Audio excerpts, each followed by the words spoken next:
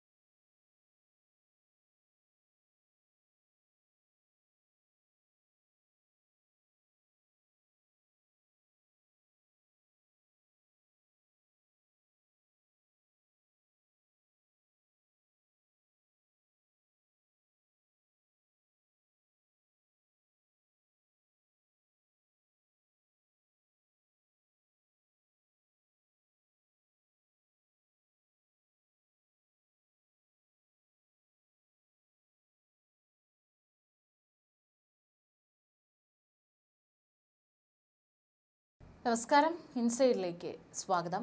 Operation സിന്ദൂറിലും തൊട്ടടുത്ത ദിവസത്തെ ആക്രമണത്തിലും പാകിസ്ഥാൻ അക്ഷരാർത്ഥത്തിൽ വിറപ്പിച്ചതിൽ മുഖ്യ പങ്ക് വഹിച്ചത് ഇന്ത്യയുടെ ആയുധങ്ങളാണ്.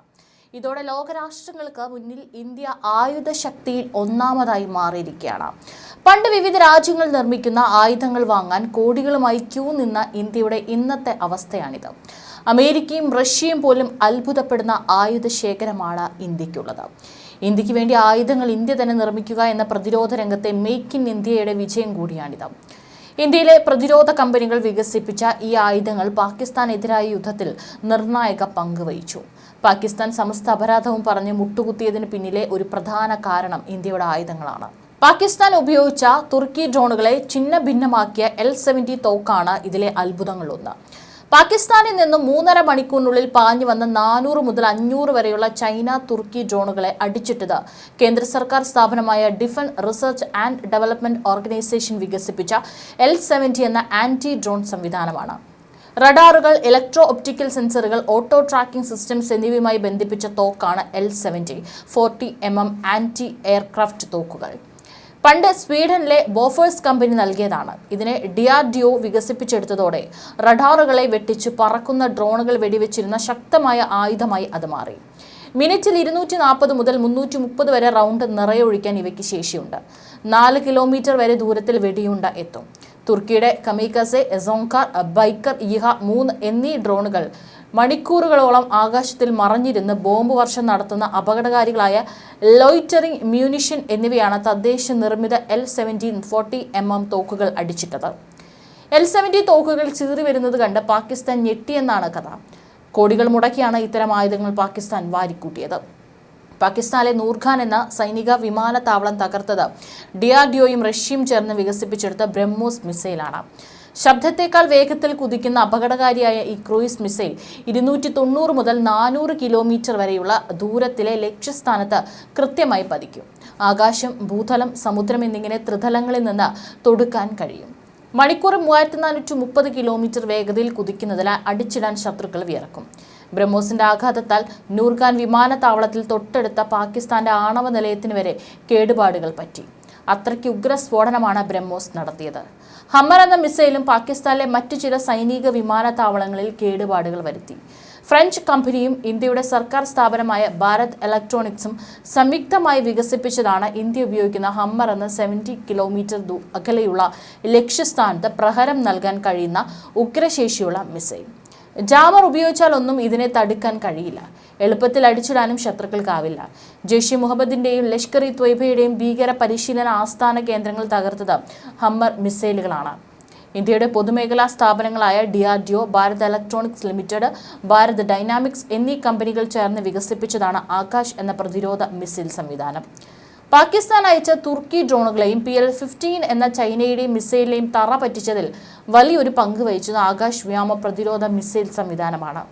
ചൈനയുടെ അപകടകാരിയായ PL-15 എന്ന മിസൈലിനെ അടിച്ചിടാൻ ആകാശ് മിസൈൽ സംവിധാനത്തിന് സാധിച്ചു. തുർക്കി ഡ്രോണുകളായ കമികസയും സോങ്കാറിനെയും തറ പറ്റിക്കുന്നതിൽ ഇന്ത്യ നിർമ്മിച്ച ആകാശിന് പങ്കുണ്ട്. ZSU ഷിൽക്കെ എന്ന വ്യോമ പ്രതിരോധ സംവിധാനം റഷ്യയുടേതാണെങ്കിലും അതിനെ ആധുനികവൽക്കരിച്ചത് ഇന്ത്യയുടെ പൊതുമേഖലാ സ്ഥാപനമായ ഭാരത് ഇലക്ട്രോണിക്സ് ലിമിറ്റഡ് ആണ്. 20 കിലോമീറ്റർ ശേഷിയുള്ള റഡാറുമായി ഇതിനെ ബന്ധിപ്പിക്കുകയും 2.5 കിലോമീറ്റർ വരെ ദൂരപരിധിയുള്ള ഭീഷണി ഉയർത്തുന്ന ആയുധങ്ങളെ അടിച്ചിടാനും ഷിൽക്കെയ്ക്ക് സാധിക്കും. പാകിസ്ഥാന്റെ തുടർച്ചയായ ഡ്രോൺ മിസൈൽ ആക്രമണങ്ങളെ തകർക്കാൻ ഷിൽക്കെ ഭാരതത്തെ സഹായിച്ചു. അദാനിയുടെ പ്രതിരോധ കമ്പനിയായ അദാനി ഡിഫൻസിന്റെ ഭാഗമായ ആൽഫ ഡിസൈനും ഇസ്രായേലിന്റെ എൽബിറ്റ് സിസ്റ്റവും ചേർന്ന് വികസിപ്പിച്ച സ്റ്റാർ സ്ട്രൈക്കർ എന്ന ഡ്രോൺ വിനാശമാണ് പാകിസ്ഥാനിൽ വിതച്ചത്. പ്രധാനമായും പാക് അധീന കശ്മീരിലെ ഭീകരവാദ കേന്ദ്രങ്ങൾ നശിപ്പിക്കാനാണ് സ്റ്റാർ സ്ട്രൈക്കർ ഉപയോഗിച്ചത്. ആ ദൗത്യം കൃത്യമായി സ്റ്റാർ സ്ട്രൈക്കർ നിർവഹിക്കുകയും ചെയ്തു. പാകിസ്ഥാന്റെ വ്യോമ പ്രതിരോധ സംവിധാനങ്ങൾക്ക് സ്റ്റാർ സ്ട്രൈക്കറിനെ തൊടാൻ കഴിഞ്ഞില്ല. ആളില്ലാതെ പറക്കുന്ന UAV വിഭാഗത്തിൽപ്പെടുന്നതാണ് സ്റ്റാർ സ്ട്രൈക്കർ.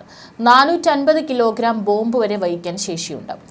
ഇന്ത്യയുടെ പ്രധാന പ്രതിരോധ ഗവേഷണ നിർമ്മാണ കമ്പനികളിൽ ഒന്നായ HAL നിർമ്മിച്ച അഡ്വാൻസ്ഡ് ലൈറ്റ് വെയ്റ്റ് ധ്രുവ് ചോപ്പറുകൾ ഇന്ത്യൻ സേന ഉപയോഗിച്ചിരുന്നു. പാക് അധീന കശ്മീരിൽ ഭീകര കേന്ദ്രങ്ങൾക്കെതിരായ ആക്രമണത്തിലാണ് ധ്രുവ് ചോപ്പറുകൾ ഉപയോഗിച്ചത്. അതിർത്തിയിൽ സംഘർഷം രൂക്ഷമാകുന്നതിനിടെ പാകിസ്ഥാൻ നടത്തുന്ന ഡ്രോണാക്രമണ ശ്രമങ്ങളെല്ലാം ഇന്ത്യ തകർത്തിരുന്നു. വ്യാഴാഴ്ച രാത്രി ഇന്ത്യയിലെ 36 കേന്ദ്രങ്ങൾ ലക്ഷ്യമിട്ടായിരുന്നു പാകിസ്ഥാന്റെ ആക്രമണം. ഇതിനായി പാകിസ്ഥാൻ ഉപയോഗിച്ചത് തുർക്കി നിർമ്മിതമായ അസിസ് ഗാർഡ് സൻഖർ ഡ്രോണുകളാണ്. ഡ്രോൺ അവശിഷ്ടങ്ങളുടെ ഫോറൻസിക് പരിശോധനയിൽ തുർക്കി നിർമ്മിത അസിസ് ഗാർഡ് സൻഖർ ഡ്രോണുകളാണെന്ന് പ്രാഥമിക നിഗമനമെന്ന് വാർത്താ സമ്മേളനത്തിൽ കേണൽ സോഫിയ ഖുറേഷിയും വ്യോമിക സിംഗും പറഞ്ഞിരുന്നു. ഇന്ത്യക്കെതിരെ പാകിസ്ഥാൻ ഉപയോഗിച്ച സാൻഖർ ഡ്രോണുകൾ എന്താണ്? അവയുടെ പ്രത്യേകതകൾ എന്താണ്? തുർക്കി ആസ്ഥാനമായുള്ള പ്രതിരോധ കമ്പനി അയാൾ രാജിവെച്ച് ഇറങ്ങിപ്പോവുകയാണ് ചെയ്യേണ്ടത് എന്നാണ് ഒരു പൊതുപ്രവർത്തനം എന്നുള്ള നിലയിൽ എനിക്ക് പറയാം. മുഖ്യമന്ത്രിക്കുള്ള പങ്ക്, ഡോളർ കടത്തിൽ മുഖ്യമന്ത്രിക്ക് പങ്ക്, മറ്റ് മന്ത്രിമാർക്ക് പങ്ക്, അവർക്ക് പലയിടങ്ങളിൽ നിന്ന് കിട്ടിയ അഴിമതി ഇടപാടുകളെക്കുറിച്ചുള്ള അറിവ് എന്ന് മാത്രമല്ല, ഈ അഴിമതി ഇടപാടുകൾക്കും ഇതുമായി ബന്ധപ്പെട്ടിട്ടുള്ള എല്ലാ കാര്യങ്ങൾക്കും താൻ സാക്ഷിയായിരുന്നു എന്നും അവർ പറയുന്നു. ഇനി എങ്ങനെയാണ് പിണറായി വിജയന് അധികാരത്തിൽ തുടരാൻ കഴിയുക എന്നുള്ളത് എത്ര ആലോചിച്ചിട്ടും മനസ്സിലാവുന്നില്ല. നമസ്കാരം.